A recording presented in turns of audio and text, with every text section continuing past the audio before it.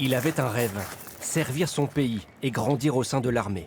Après 3 ans dans la réserve, il s'engage au sein d'un escadron parachutiste, une section d'élite à Tarbes. Il a alors 21 ans, c'est là que les ennuis ont commencé.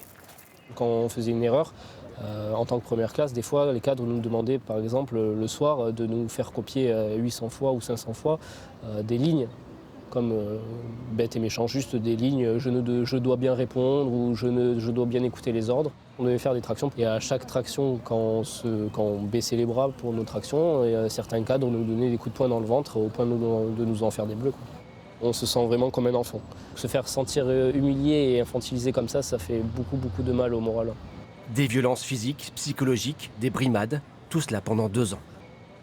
J'avais demandé à un de mes cadres de me couper les cheveux parce que c'est dans la rigueur militaire de se couper les cheveux et à ce moment-là il n'y avait pas de coiffeur, donc j'avais demandé à un cadre qui avait une tondeuse de me couper les cheveux. Et lui, pour rigoler, du coup, s'est amusé à me dessiner une croix gammée derrière la tête. Hors de la caserne, en mission ou opération Sentinelle, le comportement de certains militaires pose question. J'ai travaillé avec des personnes qui fumaient des joints tous les soirs pendant la mission. Je me suis retrouvé à rentrer dans des chambres pour aller voir des collègues, ils se prenaient des rails de cocaïne. J'ai vu mes collègues notamment qui étaient complètement bourrés, qui s'alcoolisaient le soir, alors que pendant les jours de repos, mais le lendemain, prenaient la patrouille à Paris. Ils conduisaient. Certains étaient bourrés.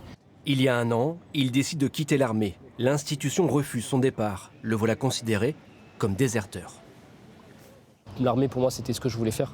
Vraiment, pour moi, c'était mon ambition première, c'était l'armée, et c'était ma vie. Et c'est pour ça que j'ai signé un gros contrat aussi. Mais quand j'ai vu tout ce qui se passait là où je vivais, je me disais, c'est pas dans l'institution où je voulais vraiment grandir et évoluer, c'était pas possible. J'ai vraiment, oui, perdu 2 ans de ma vie, vraiment.